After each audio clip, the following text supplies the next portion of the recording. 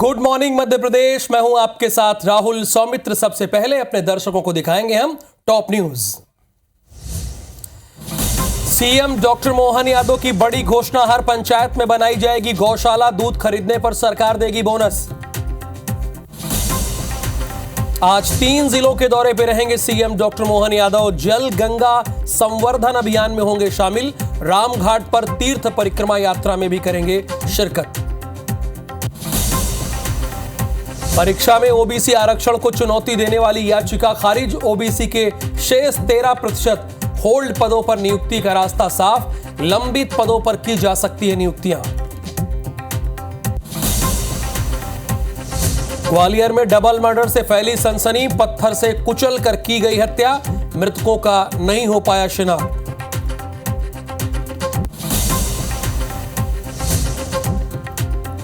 MPL cricket league की आज से शुरुआत। 5 टीमें ले रही हैं हिस्सा। CM doctor Mohan Yadav, BCCI के सचिव जय शाह, केंद्रीय मंत्री सिंधिया रहेंगे मौजूद।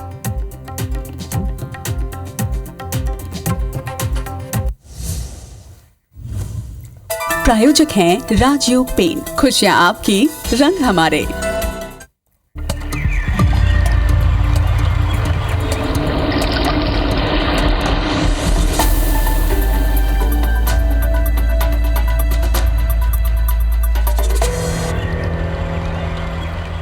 और बड़ी खबर ग्वालियर से है।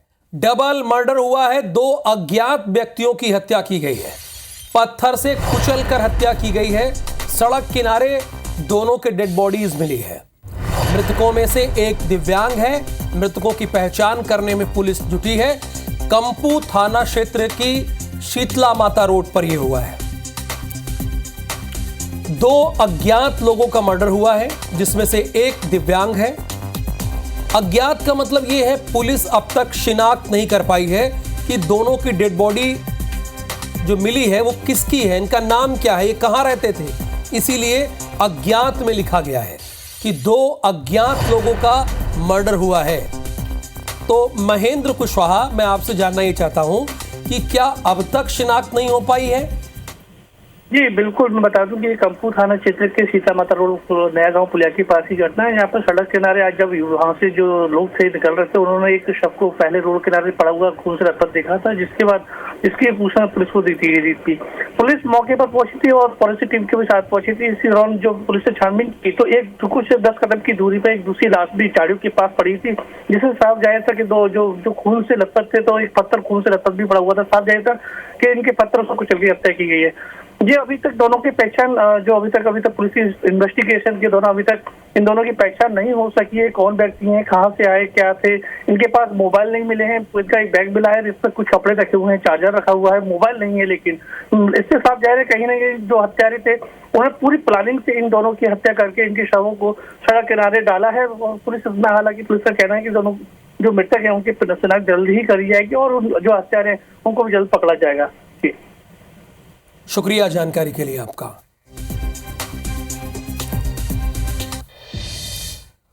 अब अगली खबर दतिया से है। 2 अज्ञात लोगों ने युवक पर चाकू से हमला किया है। 2 अज्ञात लोगों ने हमला किया है।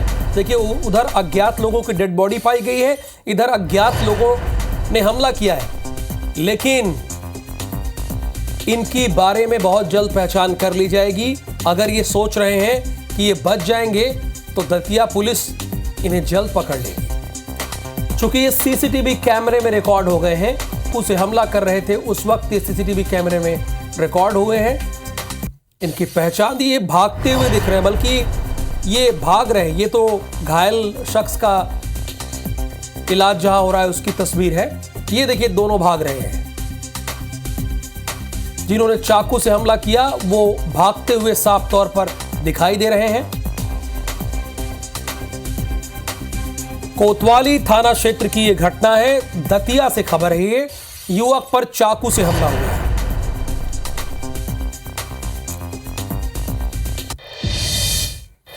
रीवा में युवती को गोली मारने वाले सिरफिरे आशिक को एसआईटी की टीम ने गिरफ्तार किया है।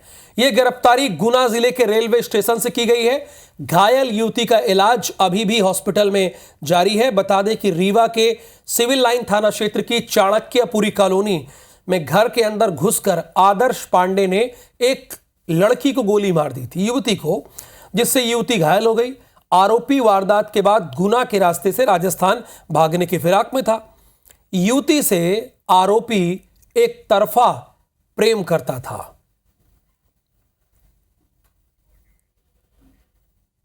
आरोपी और जो युवती का परिवार है वो पूर्व परिचित हैं और उनके आपसी बड़े घनिष्ठ संबंध हैं। ये कोटा जाने वाले रास्ते में गुना से होकर के जाना था, ऐसी एक सूचना हमारे मुखबिर से मिली थी। उस आधार पर एक टीम जो है गुना रवाना थी और गुना जो है हमारे मुखबिर की सूचना पर सही पाई गई और हमारी टीम ने उसको धर दबोचा। इधर रतलाम के जावरा में मंदिर परिसर में गोवंश के अवशेष फेंकने वाले आरोपियों के घर पर प्रशासन का बुलडोजर चला और चलना भी चाहिए। जावरा पुलिस ने सीसीटीवी की मदद से दोनों आरोपी मोहम्मद और कल्लू को गिरफ्तार कर लिया है, जिसके बाद आरोपियों के मकान के अवैध निर्माण को प्रशासन ने ध्वस्त कर दिया। कार्रवाई के दौरान रतलाम रेंज के डीआईजी मनोज सिंह समेत जिला प्रशासन के आला अधिकारी वहां पर उपस्थित थे। शुक्रवार की सुबह जावरा के महादेव मंदिर में दो आरोपी गोवंश के अवशेष फेंक कर भाग गए, जिसके बाद यहां तनाव का माहौल था। हिंदू संगठन के कार्यकर्ताओं ने 4 लेन पर घंटों जाम लगाया और कहा कि आरोपियों की गिरफ्तारी होनी चाहिए। उसके बाद आरोपियों की गिरफ्तारी हुई।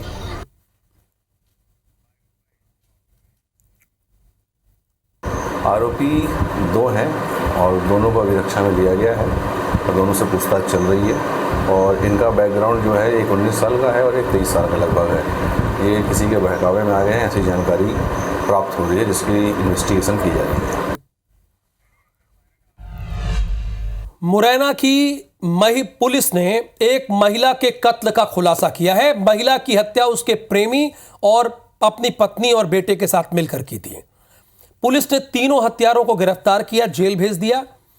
प्रेमी ने महिला की हत्या की है। एक लाइन में खबर यह है, ये 1 नवंबर 2022 को माता बसिया थाना क्षेत्र के कोटवार डैम के पास झाड़ियों में पुलिस को एक अज्ञात महिला का शव मिला था। शव की पहचान ग्वालियर जिले की पुरानी छावनी की रहने वाली सीमा खान के रूप में हुई है। जांच में यह पता चला है कि महिला के हामिद अली से अवैध संबंध थे।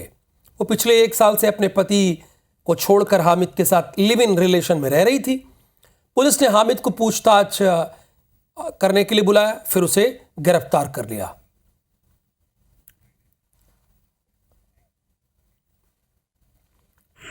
जो मृतिका है उसका जो प्रेमी जिससे उसके अवैध संबंध थे वो उसकी पत्नी और उसका बेटा, यानी कि 3 जो है एक ही परिवार के 3 सदस्य इस घटना में शामिल। ये आरोपी सारे गिरफ्तार हो गए और इसमें ऑलरेडी इन पे नाम था।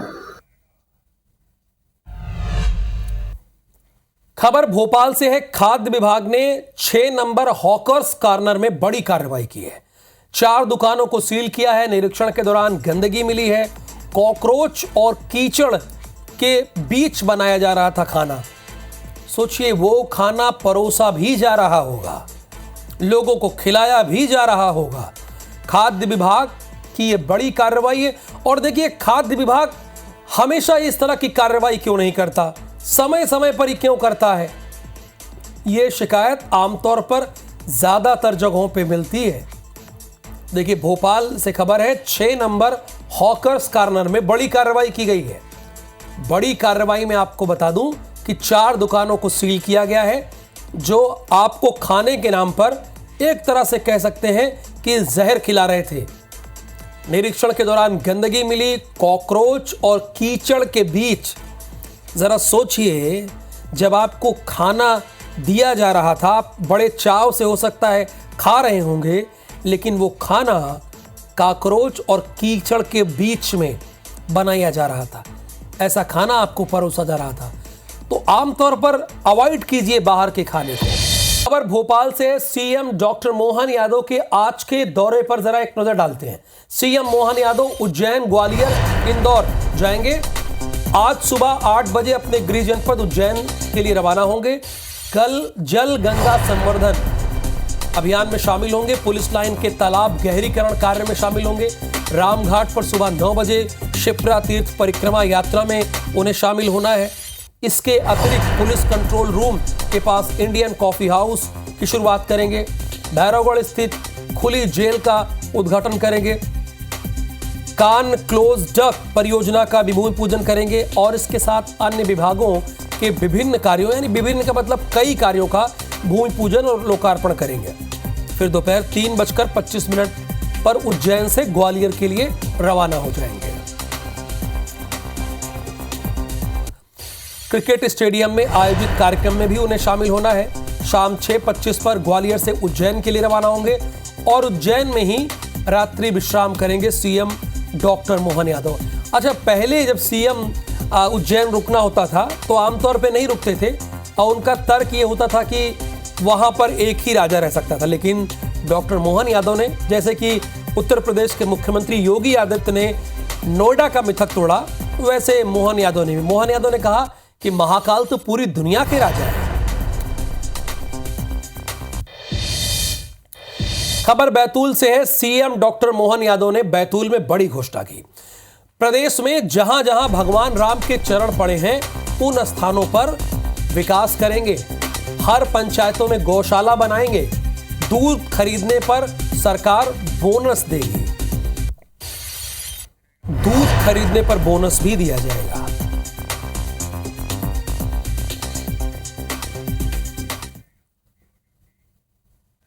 भगवान राम और भगवान कृष्ण के जहां जहां चरण पड़े, प्रत्येक स्थान को हमारी सरकार तीर्थ बनाने जा रही है। उनके सभी धाम जगमगाएंगे। 346 करोड़ 88 लाख के 108 विकास कार्यों का लोकार्पण यहाँ कर रहे हैं। प्रत्येक पंचायत भी गौशाला बनाने जाए तो गौशाला की प्रति गाय की अनुदान की राशि हमारे द्वारा डबल कर दी गई है। देखिए विवेक, कल बैतूल में सीएम ने कई बड़ी घोषणाओं का ऐलान किया है। आज का दौरा तो मैंने बता ही दिया। ये जानना है आपसे कि गौशाला उन्होंने बनाने की बात कही है। इसके साथ ही उन्होंने कहा है कि जहां भगवान श्री राम के पांव पड़े वहां विकास किया जाएगा और दूध खरीदने पर सरकार बोनस देगी। इन तीनों योजनाओं के बारे में जो सीएम ने कहा है वो जरा हमारे दर्शकों को बताइए कि क्या ये सारी योजनाएं पूरे मध्य प्रदेश के लिए लागू होगी। दूध खरीदने पर बोनस दिया जाएगा, ये भी जरा इसके बारे में भी बताइए आप।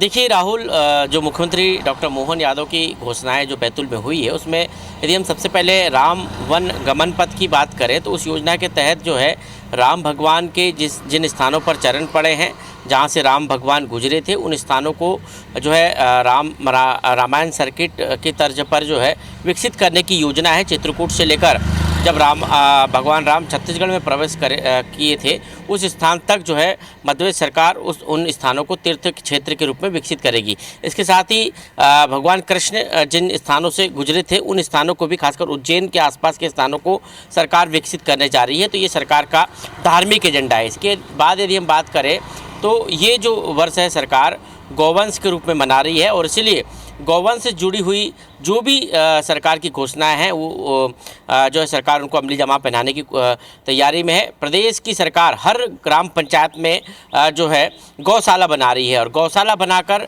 जो आवारा पशु है या फिर ऐसे पशु जो पशुपालक जिन पशुओं को पाल नहीं पा रहे उन पशुओं को उन गौशालाओं में रखा जाएगा और उन गौशालाओं में रखने के लिए जो अनुदान राशि है पहले 20 रुपये हुआ करती थी उसको बढ़ाकर भी सरकार 40 रुपये करने जा रही है। बात है दूध की, तो दूध उत्पादक किसान जो है जिनसे पशुपालन विभाग, सांची दुग्ध संघ और पशुपालन विभाग मिलकर जो दूध खरीदता है उसमें जो प्रति फेट की संख्या है उस पर जो है अब सरकार बोनस देने की तैयारी कर रही है। यह सरकार का संकल्प पत्र भी है।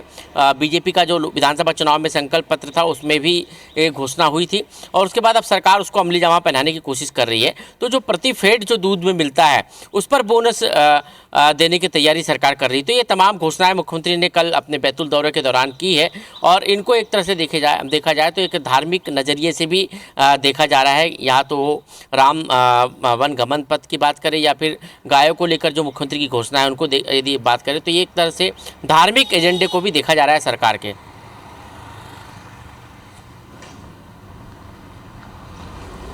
वहां पर राम वन गमन पथ के जरिए विकास किया जाएगा, ये डॉक्टर मोहन यादव का कमिटमेंट है और यही हमारे संवाददाता विवेक पटैया ने बताया। बहुत शुक्रिया विवेक इस पूरी इंफॉर्मेशन के लिए। मध्य प्रदेश में एमपीएल सिंधिया कप का आयोजन ग्वालियर में आज से शुरू होगा। सिंधिया कप में 5 टीमें शामिल हो रही हैं। एमपीएल का आयोजन केंद्रीय मंत्री सिंधिया के बेटे महा आर्यमान सिंधिया कर रहे हैं। एमपीएल को लेकर महा आर्यमान ने कहा है कि एमपीएल उनके दादाजी का सपना है। सबसे बड़ी बात यह है कि इस बार एमपीएल से राज्य के ही व्यापारी टूर्नामेंट की तैयारियों में लगे हैं। महा आर्यमान सिंधिया से बात की है हमारे संवाददाता ने।